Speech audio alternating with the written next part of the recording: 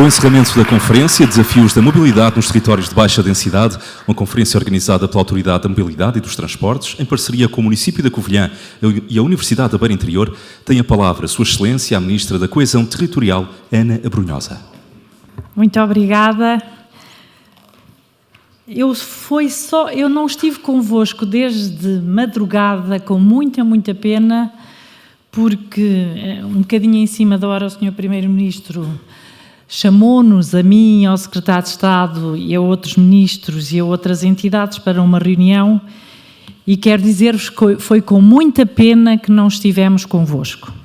E por isso eu quero cumprimentar o Sr. Presidente da Câmara Municipal da Covilhã, magnífico reitor, Senhora Presidente da Autoridade da Mobilidade e dos Transportes, Ana Paula Vitorino, querido Secretário de Estado, queridos autarcas aqui presentes, aos senhores deputados da Assembleia da República também, por favor sintam-se todos cumprimentados. Eu venho aqui, por autoridades também aqui presentes, eu venho aqui, não vão aprender muito com as minhas palavras, mas posso dizer umas notas daquilo que eu considero que é a importância da acessibilidade e da mobilidade nos territórios do interior. Mas a minha primeira palavra é de grande agradecimento à nossa ex-ministra Ana Paula Vitorino, a querida amiga, porque por o desafio que nos está a colocar de refletirmos sobre a mobilidade nos territórios de baixa densidade. E com estas reflexões, eu para já ganhei o dia, porque eu já tenho aqui alguém que me vai ajudar aqui na defesa de certas coisas que fiz há pouco tempo e que não foram muito bem lidas e entendidas e que têm defesa científica, como já vimos. De qualquer maneira, a engenheira Ana Paula Vitorino, querida amiga, queria dizer-lhe que também está a fazer coesão quando promove estes debates, quando colocamos em cima da mesa estes assuntos, e isso é coesão. E eu vinha nem que fosse só para lhe dizer isto, que a autoridade de mobilidade, da mobilidade e dos transportes, que muito bem dirige, que é uma entidade reguladora e, portanto, tem a distância que queremos também para ajudar a refletir sobre essas questões, ao promover estas iniciativas está a fazer coesão social e está a fazer coesão territorial. E eu peço-lhe que continue a fazer isto por todo o país. Eu acho que todos...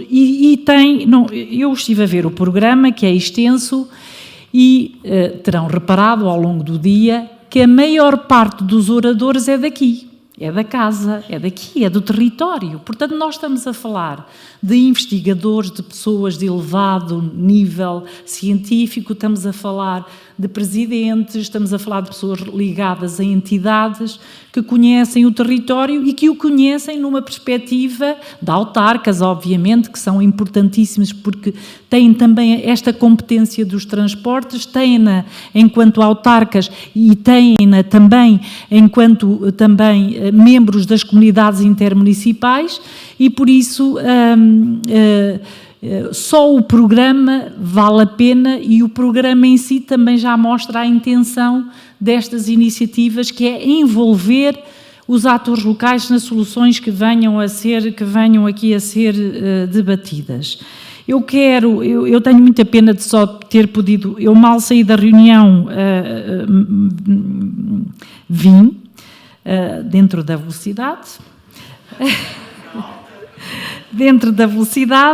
comemos no caminho, mas queria ouvir o máximo possível e sinto feliz por ter conseguido ouvir este último painel.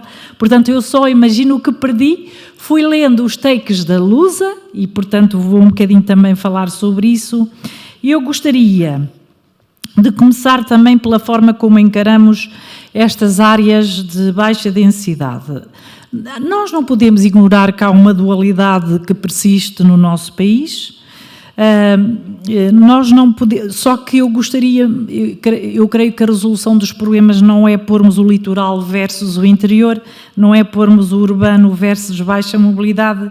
É engraçado que eu, no cumprimento que tinha aqui para o Sr. Secretário de Estado, tinha Sr. Secretário de Estado da Mobilidade só. Portanto, temos que propor uma mudança na lei orgânica, consoante o professor deixou aqui implícito. E, portanto, esta dualidade que devemos evitar não nos impede, de facto, de olhar para a realidade e olhar para estes territórios e perceber, e para os urbanos, e perceber que, sendo diferentes, têm que ter também soluções diferentes. No entanto, a diferença nas soluções não pode... Nós sabemos que temos mais população no litoral, eu vou tentar expressar-me. Nós sabemos que temos mais população no litoral, portanto, mais população no litoral, obviamente que apela a termos mais meios de transporte, de interface, etc. Temos menos população no interior, mas nós não podemos, com base na folha do Excel, apenas nas pessoas tomar decisões, porque se o fizermos apenas com base nas pessoas, vamos aprofundar o fosso. E esse fosso vai-se cavando. E, portanto, há um mínimo da folha do Excel abaixo do qual nós não podemos descer, mesmo que a oferta seja excedentária face à procura. Ou seja, mesmo que as infraestruturas que tenhamos inicialmente não sejam justificadas pelos estudos da procura que fazemos. E isto é uma decisão política, não é económica. E, portanto, a coesão social e territorial obriga-nos a dizer, abaixo deste limite nós não podemos, porque nós não podemos estar sempre a usar o critério das pessoas, porque vai cavar ainda mais o fosso. E, meus amigos, eu digo isto na área da acessibilidade e da mobilidade, como digo isto na área da saúde, como digo isto na área da educação, porque senão o fosso não para de ser cavado e, portanto, quando voltamos a olhar para o Excel, o investimento, vamos baixar o investimento, vamos desinvestir cada vez mais. E isto é político e, portanto, eu consegui perceber as intervenções que aqui foram feitas e quero também, e vou já sobre elas falar um pouco. Esta era a primeira ideia que eu queria aqui deixar. Um país que quer ser coeso não pode usar apenas como indicador para o investimento a população, não pode usar indicadores que nós sabemos que vão diminuir essa coesão porque vão enviesar o investimento. E volto a dizer, nenhum governante se deve incomodar que, ao querer contrariar as assimetrias do território, de ter mesmo investimento público que, inicialmente, a procura não justifique esse investimento público.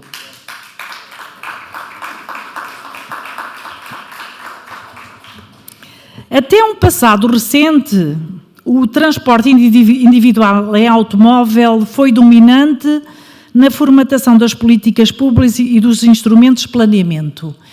E não tenhamos dúvidas de que este tem sido o meio de transporte e eleição em Portugal e, consequentemente, tem condicionado a estruturação dos nossos territórios.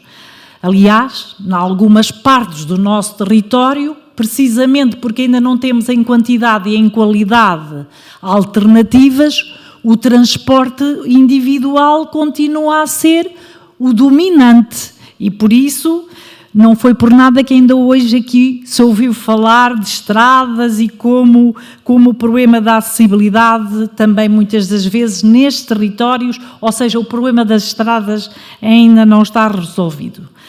Mas não é em todos os territórios. Nós verdadeiramente, se formos conscientes, há uma parte dos nossos territórios, sobretudo no interior, onde nós ainda precisamos de fazer investimentos na conectividade, em infraestruturas rodoviárias, mas não é um problema do país. Não é um problema do país, é um problema de alguns territórios do nosso país. E é sobretudo dos territórios do interior. E isso nós temos que também assumir. Portanto, o investimento rodoviário não é um problema do país.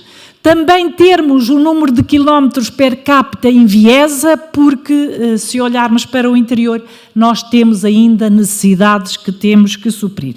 Portanto, eu gostaria aqui de dizer que nós não podemos reduzir o tema da mobilidade às infraestruturas rodoviárias, mesmo no interior, temos que começar a fazer esse esforço. Não podemos deixar para um segundo plano a organização dos serviços de transporte, quer públicos, quer privados, para depois se ajustarem ao modelo espacial que depois daí resulta. O tempo que vivemos também tem sido marcado por múltiplos desafios que nos obrigam também a pensar não só a mobilidade, mas a acessibilidade. E aqui as tecnologias são importantes, mas aqui preocupa-nos muito nestes territórios do interior a questão das apps. As apps são muito sexys, mas o problema é que nem todas as pessoas conseguem chegar às apps e ter acesso. Portanto, nós temos que fazer a digitalização, ela de facto ultrapassa-nos, mas ao mesmo tempo temos que criar serviços de proximidade para apoiar aqueles que não podem ficar para trás, porque a digitalização não vai parar. E eu vou-vos falar de exemplos concretos de boas soluções que depois excluem, porque precisamente não tivemos em conta, ou temos que passar a ter mais em conta, a questão da literacia digital. E, portanto, nós temos que, com o desafio demográfico, com o envelhecimento populacional, com a dispersão territorial, com os fenómenos climáticos extremos, nós temos que, com urgência, diversificar soluções. E aqui ouvi várias soluções e eu creio que tenho que conversar com algumas das pessoas que aqui ouvi. E temos que recorrer a diferentes modos e meios de transporte de uma forma articulada e complementar. Apenas eu gostaria aqui de referir o seguinte: nos sistemas territoriais caracterizados por um povoamento disperso, como são estes territórios, onde a maioria da população é envelhecida, o problema é da acessibilidade, sobretudo, e de mobilidade da população e bens e serviços de interesse geral é absolutamente essencial. Portanto, quando falamos de mobilidade, eu gostaria aqui também de acentuar a questão da acessibilidade. A implementação do regime jurídico de serviço público do transporte de passageiros vem introduzir uma profunda alteração no modelo institucional de planeamento e gestão, concretizando a descentralização de competências através da criação da figura das autoridades de transportes nas entidades intermunicipais, ou seja, os municípios são autoridades de transporte, a competência dos transportes é dos municípios e as comunidades intermunicipais são também autoridades de transportes. Esta alteração foi fundamental porque permite tratar a questão da acessibilidade e da mobilidade a uma escala intermunicipal. Nós sabemos que às vezes os problemas reais não se compadecem com estas barreiras administrativas, portanto também temos que introduzir flexibilidade no sistema para perceber que muitas das vezes temos que fazer contratos entre as próprias ou entre municípios das comunidades intermunicipais. Eu nunca me esqueço um problema que a senhora deputada coloca de uma freguesia que não tem transporte precisamente por causa destas inflexibilidades das divisões administrativas e, portanto, nós criamos modelos administrativos, mas temos que lhe criar a flexibilidade para poder resolver o problema concreto das pessoas. E se houver uma freguesia que tem um problema, ou uma família, ou uma criança, nós temos que encontrar dentro desses regimes a flexibilidade. E aqui os autarcas têm que se entender. E, portanto, estamos a falar entre Castelo Branco e o Fundão, um assunto que me tem sido levado e um assunto ao qual também tenho dedicado alguma atenção.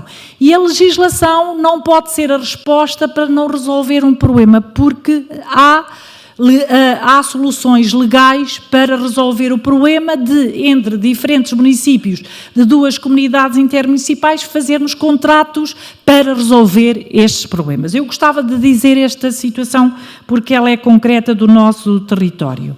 E por isso, em vez de, muitas das vezes, a resposta dos transportes ser dada ao nível municipal, ela deve ser dada ao nível intermunicipal e, quiçá, muitas das vezes, para ganhar escala ou para termos operadores interessados, nós às vezes até temos que ultrapassar essa escala porque nós sabemos qual é o problema destes territórios.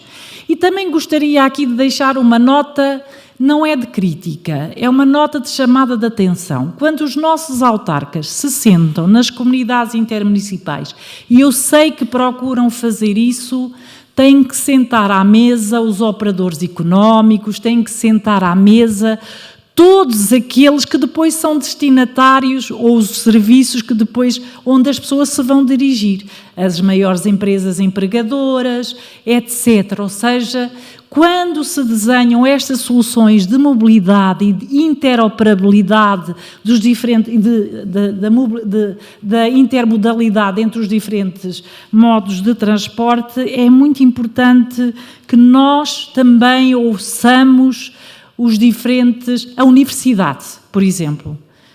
Há mais, é dos principais clientes interessados em que neste território os seus jovens possam usar os modos de transporte coletivo. Ora, quando se desenha uma solução, essas necessidades têm que ser tidas em conta, das empresas grandes que aqui temos no território.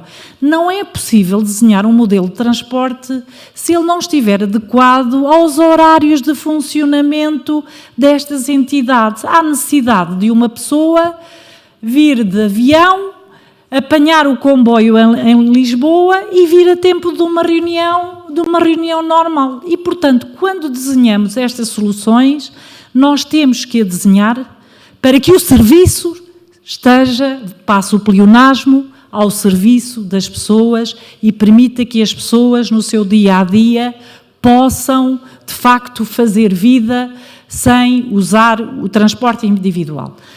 E eu gostaria que muitos fizessem esta experiência.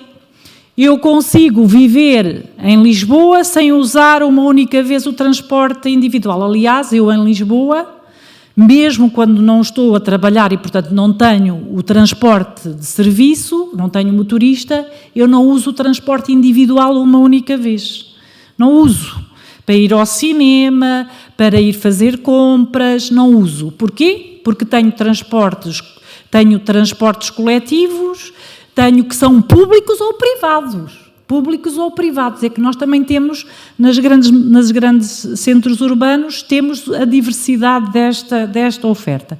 E, portanto, eu gostava de convidar alguns decisores, como dizia a nossa querida engenheira Ana Paula, a virem passar um mês ao interior sem viatura própria e a movimentarem-se apenas por transportes coletivos. Eu já fiz a experiência e ela, pelo menos durante 2 semanas, e ela não é fácil. Por isso, nós temos aqui que trabalhar todos em conjunto. Nos territórios de baixa densidade, a opção do trabalho conjunto entre os municípios tem a vantagem de dar escala aos operadores, permitindo um serviço mais rentável do que ao nível dos municípios. Mas há aqui uma questão que o Sr. Presidente da Covilhã referiu, que é uma questão de justiça. Eu não posso deixar de sublinhar, Sr. Presidente. O passe social aqui é de 120 euros mensais, na área metropolitana de Lisboa é de 40 euros mensais. E, portanto, isto é uma injustiça. Em termos globais, o novo modelo que está pensado dará muito mais financiamento a todo o país, sem aumentar a contrapartida obrigatória dos municípios, mas cada CIM receberá mais quanto ao transporte, receberá mais. Mas o modelo está pensado da seguinte forma: está pensada a revisão do modelo passado 2 anos e a aumentar o financiamento quanto mais transporte público assim tiver. Só que há aqui uma questão, que é o ponto de partida. O ponto de partida tem que ser suficientemente atrativo para estimular logo à partida o uso do transporte coletivo. Porque se o ponto de partida for daqueles pontos de partida que vai aumentar o fosso, então daqui a 2 anos, quando fizermos esta avaliação, as CIMs não vão receber mais. E este é o nosso ponto, é que o ponto de partida do financiamento das CIMs, fora das grandes áreas metropolitanas, seja de tal modo vantajoso que torne atrativo, em detrimento de outras formas de transporte, o transporte coletivo, para que, passado 2 anos, esse financiamento aumente, porque tornamos de tal forma o transporte coletivo atrativo que o uso desse transporte aumentou. E isso vai depender muito das condições de partida. Por isso, queridos autarcas, estejamos atentos, participemos da discussão, porque ela é importante. Eu queria terminar dizendo que nós, dando 2 notas, nós fizemos a experiência do transporte flexível, do transporte a pedido. Vejo com muita tristeza em alguns territórios que essa solução seja meramente municipal. Tem que ser uma solução intermunicipal. E grande parte dos projetos que financiamos, nós financiamos os projetos a 85% a fundo perdido. O primeiro projeto que houve foi no Médio Tejo, aliás, recebeu um prémio de melhor projeto, de um dos melhores projetos no RegioStars da Comissão Europeia. Foi dos primeiros projetos de transporte flexível e a pedido, mas sabem qual é a razão do sucesso? É que não tem app. É que as pessoas telefonam, porque as pessoas mais velhas todas sabem usar o telefone, e se for uma app já é mais complicado. Telefona a uma central de telefones em que depois se otimizam as rotas e a dimensão dos veículos em função da procura. E, portanto, as pessoas sabem a que horas o veículo chega, vai levá-las ao mercado, ao centro de saúde, mas é por telefone que é feita a marcação. Por isso, nós todos gostamos da digitalização, mas temos que ter em atenção que nestes territórios nós temos populações com diferentes literacias, e este transporte flexível e a pedido é para a população frágil. Não tem como ambição concorrer com as operadoras de transporte, nem pode, porque se cobra um preço simbólico e, por isso, temos que, se calhar, humanizar essa digitalização com perdas e, portanto, temos muito trabalho ainda a fazer sobre isso nestes territórios do interior. Já temos exemplos de transporte flexível nos municípios, devemos ter as soluções a nível da comunidade intermunicipal ou de várias comunidades intermunicipais, porque nós sabemos que muitas das vezes as pessoas procuram os serviços de saúde que não estão propriamente na sua comunidade intermunicipal, portanto temos que ter em conta os movimentos funcionais das pessoas quando desenhamos essas soluções, e não é difícil de fazer, e as CIMs têm muitas verbas de fundos europeus para poderem fazer estas soluções, sobretudo para as populações mais frágeis. Sabem que esse é o motivo que leva muitas pessoas que estão reformadas a não regressarem às suas terras de origem? É porque se sentem isoladas e porque cada vez que têm que sair de casa têm que usar o veículo automóvel. Por isso, fico muito feliz porque vou daqui com argumentos científicos que eu já tenho lá na Assembleia da República grandes defensores de vários partidos em relação ao cumprimento da promessa da diminuição das portagens. Nós estamos a falar de vias que eram SCUTs. SCUT significa sem custos para utilizadores. E que por determinadas razões, que agora não interessa aqui estar a discutir, essas SCUTs foram portajadas. Mas quando elas foram criadas era para não terem portagens. O nome é sem custos para o utilizador. E, portanto, a nossa promessa foi ir reduzindo as portagens. O problema é que agora, quando reduzimos as portagens, ai Jesus, que temos um problema da carbonização. O problema é que nós no interior já temos um problema de carbonização. É porque as pessoas usam o veículo automóvel. O problema é que o usam em estradas com menor segurança do que as autoestradas lhe permitem propiciar. E, por outro lado, temos as autoestradas que não são utilizadas, estão subutilizadas, e estas portagens são um verdadeiro custo de contexto. Aquilo que o professor disse, inibem o acesso aos bens e, portanto, não podemos tratar, nem sequer científico, em termos ideológicos, igual uma coisa que é completamente diferente. Obviamente que nós não temos, mesmo no âmbito da Comissão Europeia, muito mais margens políticas e outras para continuar a reduzir portagens sem dar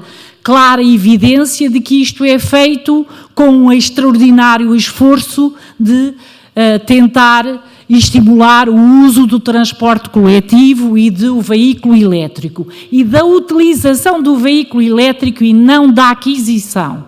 E por isso eu vou daqui hoje um bocadinho mais rica e quero a engenheira Ana Paula e a todos os intervenientes aqui deste seminário felicitar-vos. Senhora Engenheira, peço-lhe que continue esta iniciativa.